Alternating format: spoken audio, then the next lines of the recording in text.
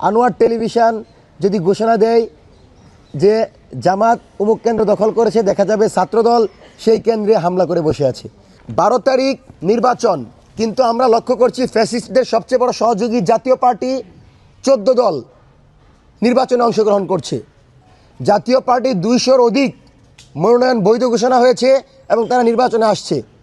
যেই জেএম কাদের প্রকাশ্যে হ্যাঁ ভোটের বিপরীতে না ভোটের প্রচারণা করেছে, স্বাধীন সার্বভৌম বাংলাদেশের বিপরীতে গিয়ে দিল্লির প্রক্সি হিসাবে বাংলাদেশে নিজেদের রাজনৈতিক চর্চা শুরু করেছে, সেই জেএম কাদেরকে নির্বাচনে আসার মধ্য দিয়ে এই সরকার প্রমাণ করেছে জুলাইয়ের যে আকাঙ্ক্ষা ছিল, জুলাইয়ের যে স্পিড ছিল, ফ্যাসিবাদ বিরোধী নির্বাচনের দিকে এই সরকার যাচ্ছে না। এবং এই সরকার যদি 12 তারিখ সুষ্ঠু নির্বাচন করতে না পারে, বিমানবন্দরে যদি কোনো উপদেষ্টার যেতে হয়, নির্বাচনের পরের দিন যদি কোনো উপদেষ্টা বাংলাদেশ থেকে পালাতে চায়, এদেরকে জবাবদিহিতা করা হবে, বিচারের মুখোমুখি করা হবে। কোনোভাবেই কোনো উপদেষ্টাকে নির্বাচনের পর বাংলাদেশ ছাড়তে দেওয়া হবে না। এবং দীর্ঘদিন যারা ক্ষমতায় বসেছিল, ক্ষমতায় থেকেছে, তাদের প্রত্যেকটি কাজের জবাব নিশ্চিত করতে হবে। শহীদ প্রেসিডেন্ট জিয়াউর রহমান বাংলাদেশের স্বাধীনতা ঘোষণা দিয়েছেন এবং এটি আমিরে জামাত নিজেও বলেছেন, কিন্তু মিডিয়া এটাকে এমনভাবে প্রচার করেছে মনে হচ্ছে তিনি বলেছেন যে কর্নেল অলি আহমেদ প্রথম ঘোষণা দিয়েছেন।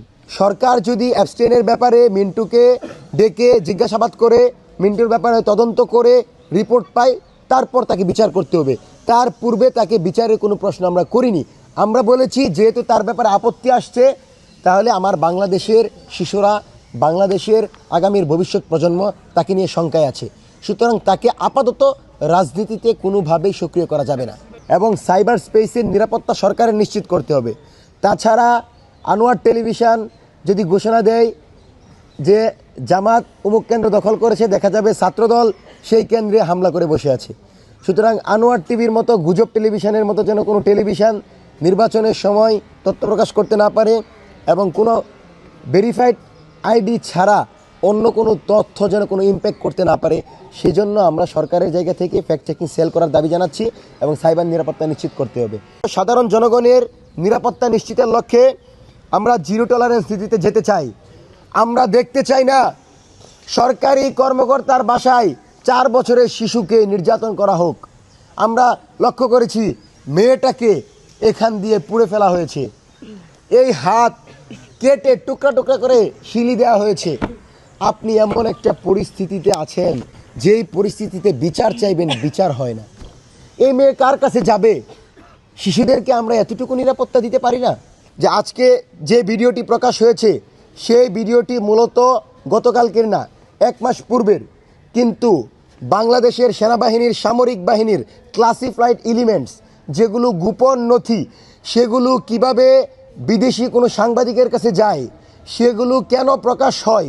তার মানে দেশের স্বাধীনতা, সার্বভৌমত্বের জন্য সেনাবাহিনীর ভিতর অনেকেই ঘাপটি মেরে বসে আছে, যারা দেশের ক্লাসিফাইড তথ্য, গোপন নথি প্রকাশ করছে।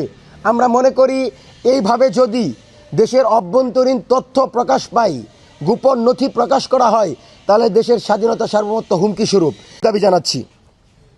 আমরা আরেকটি বিষয় বলতে চাই যে নির্বাচনের পূর্বে সরকারের জায়গা থেকে সম্পূর্ণ লেভেল প্লেয়িং ফিল্ড নিশ্চিত করার কথা ছিল, কিন্তু আমরা লক্ষ্য করছি কোনো একটি বিশেষ দলকে অতিরিক্ত সুবিধা দিয়ে এই সরকার ভোটের সম্পূর্ণ পরিবেশ, সুষ্ঠু এবং অবাধ নিরপেক্ষ নির্বাচনের দিকে যেতে সক্ষম হচ্ছে না। এবং সবচেয়ে আশঙ্কার জায়গা, যেই সাইবার নিরাপত্তার কথা বলে আসছি আমরা, আজকে লক্ষ্য করলাম যে আমিরে জামাতের যে আইডি হ্যাক হয়েছিল, তা বঙ্গভবন থেকে ফিশিং লিঙ্ক পাঠানোর মাধ্যমে, সরকারি কর্মকর্তার মাধ্যমে, এবং তাকে গ্রেফতার করা হলো। এই বঙ্গভবনে বসে যদি কেউ জাতীয় একজন নেতৃবৃন্দকে কোনো দলের প্রধানের আইডি হ্যাক করার চেষ্টা করে নির্বাচনের পূর্বে সহিংসতা তৈরি করার জন্য, এটি সবচেয়ে যথেষ্ট। এবং আপনি লক্ষ্য করবেন নির্বাচনের পূর্বে আজকে দেখবেন জামাতের আমিরের আইডি, কালকে এনসিপির প্রধানের আইডি যাবে, তারপরে আপনি দেখবেন প্রধান উপদেষ্টার আইডি হ্যাক হয়েছে। এইভাবে যদি সাইবার স্পেসে নেতৃবৃন্দের আইডির নিরাপত্তা অনিশ্চিত থাকে, তাহলে আমরা মনে করি আওয়ামী লীগ এটাকে কাজে লাগিয়ে সাইবার স্পেসে নিরাপত্তাহীনতার সুযোগ নিয়ে নির্বাচনের দিন সহিংসতার ঘোষণা দিবে। আমরা স্পষ্ট দাবি জানাচ্ছি 1 নাম্বার, জেফরি এপস্টেইনের সংশ্লিষ্ট সকল আন্তর্জাতিক নথি ও তথ্যের আলোকে সংশ্লিষ্ট বাংলাদেশি নাগরিকদের বিষয়ে স্বাধীন বিভাগীয় তদন্ত কমিশন গঠন করতে হবে। দ্বিতীয়ত, সামরিক বাহিনীর তথ্য ফাঁস ও বডি ক্যামেরার তথ্য আন্তর্জাতিকভাবে গোপন তথ্য হিসেবে বিবেচিত। সেই তথ্য কি করে জুলকারনাইন শাহের পেল এটা আমরা জানতে চাই। সেই তথ্য কি করে প্রকাশ্যে এলো সেটা আমরা জানতে চাই। তৃতীয়ত, নির্বাচনের পূর্বে সাইবার স্পেসের নিরাপত্তা নিশ্চিত করতে হবে। কোনোভাবেই আমরা আর কোনো জাতীয় নেতৃবৃন্দের আইডি হ্যাক শুনতে চাই না। আমরা শুনতে চাই না যে কোনো জাতীয় নেতৃবৃন্দের আইডি হ্যাক হয়েছে আর বঙ্গভবন থেকে কাউকে গ্রেফতার করতে হয়েছে। এই বঙ্গভবনে যে বসে আছে তাকে মনে রাখতে হবে, তাকে আমরা করুণা করে অনুগ্রহ করে তাকে আমরা ভিক্ষা দিয়েছি এই পথ। সে যদি কোনোভাবে কোনো একটি দলের এজেন্ডা বাস্তবায়ন করতে চায়, বঙ্গভবনের ইট কিন্তু একটাও সোজা থাকবে না। জনগণ শুধু অপেক্ষা করছে কখন আমার প্রতিনিধি নির্বাচিত হবে আমার ভোটের মাধ্যমে। তার বিপরীতে গিয়ে যদি কোনো নাটক করে রাষ্ট্রীয় ক্ষমতার দখল নিয়ে রাষ্ট্রীয় ক্ষমতা প্রয়োগ করে রাষ্ট্রের কর্মকর্তা যদি কোনো জাতীয় নেতৃবৃন্দের তথ্য হ্যাক করার চেষ্টা করে, জনগণকে সাথে নিয়ে আমরা রাষ্ট্রপতির কাছে যাব, রাষ্ট্রপতির কাছে জানতে চাইব। এখানে বসে তো আপনার কোনো কাজ নাই। হাসিনাকে ভিডিও কল দেন সেটাও তো আমরা দেখতে পারি না, কার সাথে কথা বলেন সেটাও তো জানতে পারি না। যেহেতু রাষ্ট্রপতির দায়িত্বে আছেন, সম্মানের জায়গা মাননীয় রাষ্ট্রপতি, নির্বাচনে আপনি কোনো প্রভাব দেখাবেন না। নির্বাচনে আপনি শুধু চেষ্টা করবেন যেন দিল্লির কোনো এক্সটেনশন, দিল্লির কোনো শক্তি এই নির্বাচনে হস্তক্ষেপ করতে না করে। অজিত দেওয়ালের মতো লোকেরা যেন নির্বাচনে কোনো ইম্প্যাক্ট তৈরি করতে না পারে, ভারত যেন নির্বাচনে কোনো ইঞ্জিনিয়ারিং করতে না পারে। শুধু এতটুকু আপনি দেখবেন আর নির্বাচনের পর সোজা চলে যাবেন। মাত্র 30% টাকায় জমির মালিক হয়ে নতুন বাংলাদেশের গড়ে তোলার স্বপ্ন দেখা বাংলা বসতি। কোনোভাবেই বাংলাদেশের নির্বাচনকে আপনি ইঞ্জিনিয়ারিংয়ের দিকে নেবেন না। কোনোভাবে আপনার কর্মকর্তাদেরকে বলবেন না যে অমুক আইডি লিঙ্ক হ্যাক করে তাকে তোমরা এই পোস্ট দিতে বাধ্য করো। সুতরাং আমরা মনে করি এই যে ফ্যাসিবাদের যে জাল, সেটা বড় জাল, এবং এই জালের কতটুকু ব্যাপ্তি সেটা আমরা লক্ষ্য করলাম যে বঙ্গভবন থেকে যখন অপরাধী গ্রেফতার হলো। তো আমরা এই জায়গা থেকে উদ্বিগ্ন। আমরা মনে করছি নির্বাচন সুষ্ঠু হওয়ার মতো পরিবেশ এখনও নেই, এবং সেই পরিবেশ সরকার নিশ্চিত করতে না পারলে এই নির্বাচন প্রশ্নবিদ্ধ হবে। আন্তর্জাতিক মোড়লদের এই ধরনের হীনমন্য কাজকে প্রত্যাখ্যান করছি। আমরা প্রতিবাদ জানাই। জনগণকে বলবো, পশ্চিমা তাবেদার হয়েন না।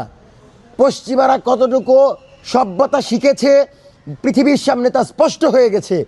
সুতরাং কোনো পশ্চিমা এজেন্ডা যদি কোনো ব্যক্তি, কোনো গোষ্ঠী, কোনো সরকার, কোনো দল বাংলাদেশে প্রতিষ্ঠিত করতে চায়, কোনো পশ্চিমা নেতাকে যদি আমাদের মডেল করতে চায়, তাদেরকে জনগণ বস্ত্রহীন করে বাংলাদেশ থেকে বিতাড়িত করবে।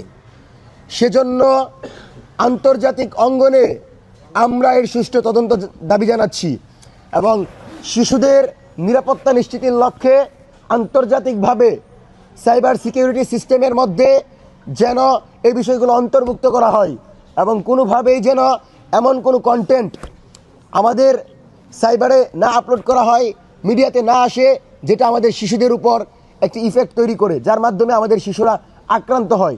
সেজন্য আমরা মানবাধিকার সংস্থাগুলোর দৃষ্টি আকর্ষণ করছি, এবং আমরা মনে করছি যদি এই বিচার নিশ্চিত করা যায় এবং অ্যাবস্টেইনের যারা সম্পৃক্ত এদের প্রত্যেকের ব্যাপারে যদি জবাবদিহিতা করা যায়, প্রত্যেকের বিচার নিশ্চিত করা যায়, তাহলে আগামীতে কোনো নেতৃবৃন্দ, আগামীতে কোনো ক্ষমতাধর, কোনো মোড়ল এই চেষ্টা করবে না। কুখ্যাত যৌন অপরাধী জেফরি এপস্টেইনের সঙ্গে জড়িত বাংলাদেশের রাজনীতিবিদদের বিচার ও রাষ্ট্রের সর্বস্তরের নিরাপত্তা নিশ্চিতের দাবিতে আয়োজিত মঞ্চ 24-এর আজকের এই সংবাদ সম্মেলন।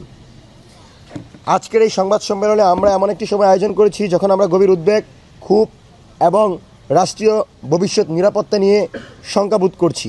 দায়বদ্ধতার জায়গা থেকে আমরা আজকে আপনাদেরকে ডেকেছি।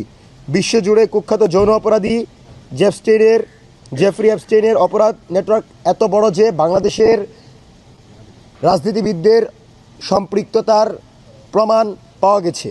আন্তর্জাতিক বিভিন্ন অনুসন্ধান, নথি ও সাক্ষ্য তার সঙ্গে জড়িত প্রভাবশালী রাজনৈতিক, অর্থনৈতিক ও ক্ষমতাধর ব্যক্তিদের নাম একের পর এক সামনে আসছে। এই প্রেক্ষাপটে বাংলাদেশের একজন প্রভাবশালী রাজনীতিবিদ আব্দুল আওয়াল মিন্টুর নাম উঠে আসা অত্যন্ত উদ্বেগ ও জাতির জন্য লজ্জাজনক।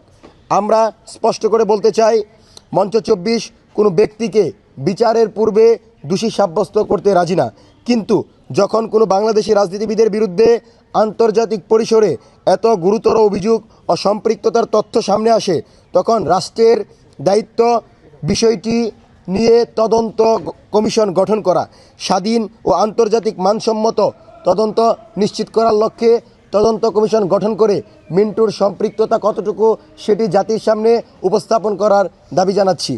আমরা লক্ষ্য করছি বাংলাদেশের রাজনীতিতে এখন প্রতিটি দল অপর দলকে ঘায়েল করার জন্য বক্তব্য দিচ্ছে, কথা বলছে। আমরা গতকাল দেখতে পেলাম যে জামাতের একজন প্রার্থী ডক্টর খালেদুজ্জামান, সে সেনাবাহিনীর সামনে অস্ত্র নিয়ে ঢুকতে চায়, তাকে ঢুকতে না দেয় সে যে আচরণ করেছে, আমরা মনে করি এই আচরণ কোনোভাবেই গ্রহণযোগ্য না। এবং তিনি নিজের অস্তিত্বতে এত বেশি উদাসীন এবং নিজের অস্তিত্ব তিনি জানেন না। তিনি বলছেন যে আমি তারেক রহমানের প্রতিদ্বন্দ্বী। আরে ভাই, তুমি তারেক রহমানের প্রতিদ্বন্দ্বী, এটি যদি তোমার পরিচয় হয় তাহলে তুমি নিজেই তো অস্তিত্বহীন। সেজন্য দেশপ্রেমিক সেনাবাহিনীর সাথে যে আচরণ তিনি করেছেন সেটা আমরা আমাদের জায়গা থেকে ঘৃণা করে প্রত্যাখ্যান করছি, এবং আমরা মনে করছি এই ধরনের আচরণ কোনোভাবেই কোনো রাজনৈতিক দল এবং সেনাবাহিনীর মধ্যে ইতিবাচক সম্পর্ক তৈরি করবে না।